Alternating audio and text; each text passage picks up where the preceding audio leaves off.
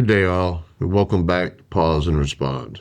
This is episode 6. In the last episode, we talked about avoidance, not as weakness, but as protection, and the quiet cost of staying the same.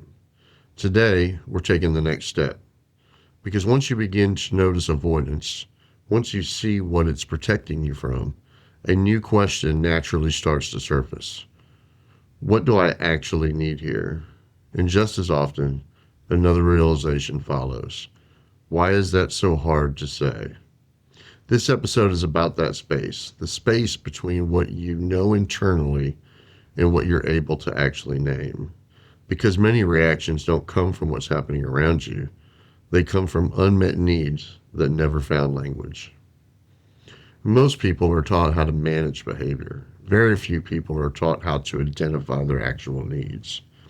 So instead of saying, I need assurance, or rest, or clarity, maybe even need support, we react. We get irritated. We withdraw. We overfunction, shut down, and sometimes we try to just push harder to get through the uncomfortableness. Not because we're difficult, but because we don't have the language for what our system is asking for in that moment. Many people, naming needs often felt risky. Needs were dismissed, minimized, maybe even used against us, or met with extreme disappointment. So the system learned something quickly and clearly. Don't ask, don't depend, and don't need. Avoidance didn't just protect feelings, it protected our needs. This is why honesty about emotions sometimes isn't enough. You can know you're anxious, know you're overwhelmed, or even know the level of your frustration and still feel stuck. Because underneath the feeling is a need that hasn't been yet identified. And until that need is acknowledged, the nervous system will continue to stay active. It's still waiting. Here's the truth most people were never taught. Needs don't just go away because you don't acknowledge them. They don't disappear because you pushed through. They don't shrink because you stayed strong. They don't dissolve because you tell yourself you shouldn't have them. They simply wait. And when they wait too long, they show up as reactions. This is where many people get confused. They think they're reacting to situations, people, stress, but often they're reacting to the absence of something essential that never arrived. Often those things look like support, safety, rest, clarity, maybe even reassurance and choice. When those needs go unmet, especially repeatedly, the nervous system escalates, not because you're dramatic or needy, but because escalation is how the system gets attention when the quitter signals haven't worked. So instead of saying, I need reassurance, the system checks, tightens, scans, questions. Instead of saying, I need rest, the system withdraws, numbs, snaps, or shuts down. Instead of saying, I need clarity, the system begins to control, overthink, encourage to push harder. Reactions are often needs without speaking the language. And that matters because many people believe their reactions are evidence of something wrong with them, that they're maybe immature or too sensitive, not able to regulate well enough. But what if the reaction isn't the problem? What if the reaction is actually the messenger?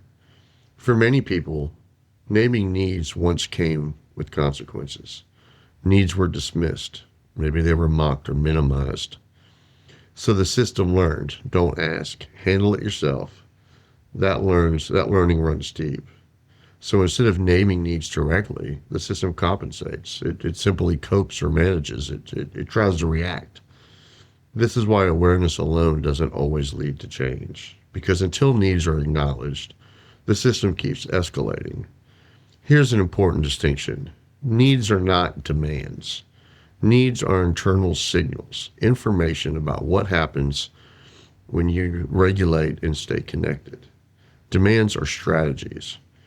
You can recognize a need without acting on it immediately. You can name a need without placing it on someone else. You can allow a need to exist without deciding what to do next. And that alone reduces reactivity. Seen systems settle. Ignored systems escalate.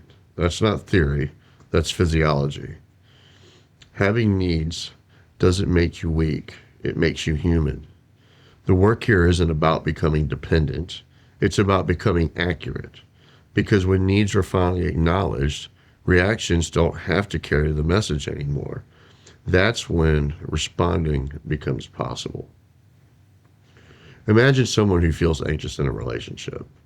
They've noticed themselves scanning for tone, reading between lines, maybe replaying conversations that them and their partner have had. They tell themselves, I'm just overthinking. I shouldn't need all this reassurance. So they don't say anything. But the need is still there. And because it isn't named, it ends up coming out sideways. It comes out looking like tension, maybe questions that don't quite land, irritation over small things. The reaction isn't the problem. The reaction is just a manifestation of the unmet needs. The unspoken need is the actual problem. Honesty would sound like, I need reassurance right now. But saying that often feels vulnerable, so the system reacts instead. So let's break that down. An example might be, my spouse asks me to take out the trash, and for 2 days, I don't remove the trash.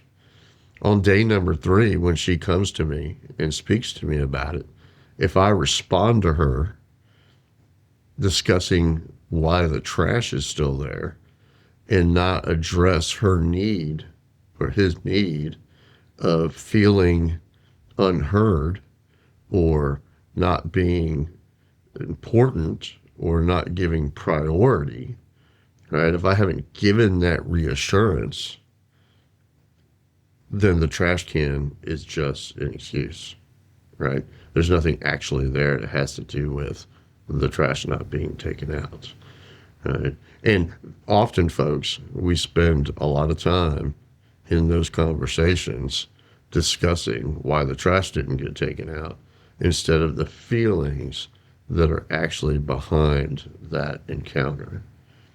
And when the two people sit down and discuss why they feel unheard, why they feel unassured, why they feel less than a priority when making a request, until that happens, no reconciliation is going to occur, right? Everybody's going to walk away still upset about a trash can that's probably still full. So let's pause here for a moment. Not to think about what we just heard, but to notice what it stirred. For some people, the word need brings recognition. For others, it brings discomfort. It brings a tightening, a resistance, this internal thought of, I shouldn't need that. But that reaction matters because it often reflects how safe it once felt to need something. If you notice discomfort, see if you can stay with it gently. Not to challenge it, not to fix it, just to acknowledge something here feels sensitive. You don't need to name the need yet. You don't need to decide what to do with it. Just allowing the possibility of needing something is enough for now. Listening doesn't create dependency. It creates clarity. And clarity ultimately reduces urgency. Now imagine someone who feels overwhelmed. They're tired, at capacity, overstimulated. But instead of naming a need for space or rest, they push through. They continue to say yes. They continue to keep showing up for everyone around them, even though those people may not be showing up for them. And then one day, they suddenly snap, or they shut down. The reaction appears to be abrupt to those around that person, but the need was present long before. Space didn't feel allowed. The system took it through reaction. So let's think about that. That people pleaser, that person that's always doing for others, often inside they feel unsupported. They feel that they need to be validated through the continuance of their actions. And that if they just take on a little bit more, somehow those around them will begin to provide that support or fill those internal needs that aren't being spoken. And because those words never take place, that language never makes it to the other person, it ultimately leads with some kind of disruption, right? We talk about the explosion. We talk about getting upset. We talk about individuals actually shutting down and the traumatic effect that this has on the appearance and the rest of the system. You know, most people ask what's wrong with me when a reaction shows up.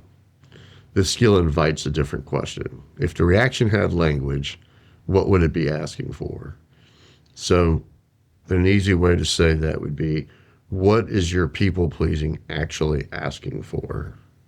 Do you honestly believe that maybe you're just a nice person who likes to do everything for everybody at the expense of everything you have to do? All right, most people aren't developed that way. Okay, but it does happen, I guess. It wouldn't be the norm.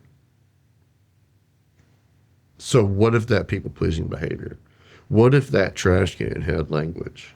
What if they were able to say through words what those actions are trying to demonstrate? Right? That question assumes that the reaction isn't random. It assumes it's communicating. Reactions are the body's first draft. They're unedited. They're urgent. They're imprecise. There's very little to no refinement there. Underneath is usually a reasonable request. Irritation might be asking for space. Anxiety might be asking for just simple reassurance. Control might actually be seeking clarity in situations where that clarity doesn't feel present. Withdrawal might just be a simple request for rest.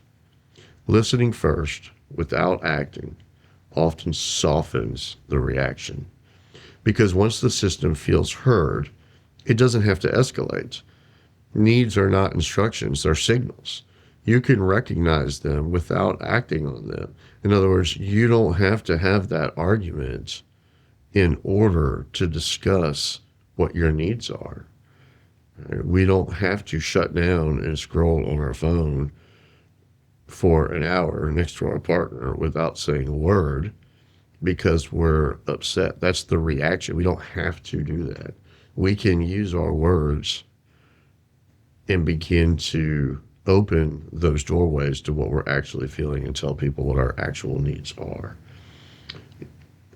That's what creates choice. Over time, this also builds trust between you, your experience, and either the person or maybe possible institution that you're having that experience with. Patterns become informative, not necessarily personal, and this makes responding become more possible. This week, the practice is not to communicate needs perfectly.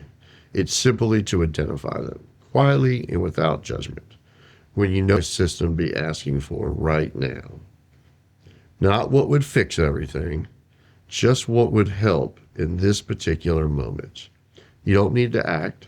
For right now, listening is enough. Even if the answer is, I don't know, that answer still counts. Because naming a need internally tells the system, I'm listening. And that alone will continue to reduce the urgency that people are often feeling. This week, notice reactions that repeat, moments of irritation or shutdown, times when something feels off, and gently ask, what might I need here? No pressure to act, just awareness. Needs don't demand urgency. They ask for honesty. Reactions often speak for needs that never felt safe to name. Learning to hear those needs doesn't make you a dependent. It makes you clearer. Clearer with yourself, clearer in relationships, clearer in how you respond to situations as opposed to reacting to them. In the Pause and Respond book, this process is explored in depth with practical exercises to help you identify and communicate needs without guilt or pressure. You can learn more about the book and the workbook at pauseandrespond.com. Both of them are up there. Both of them are excellent tools for framing and doing the work that we're discussing here today. But for now, let's let this podcast be enough. Let's let this begin to resonate and change how we see ourselves and the reactions that we give off throughout our day. Notice the reaction. Pause with it.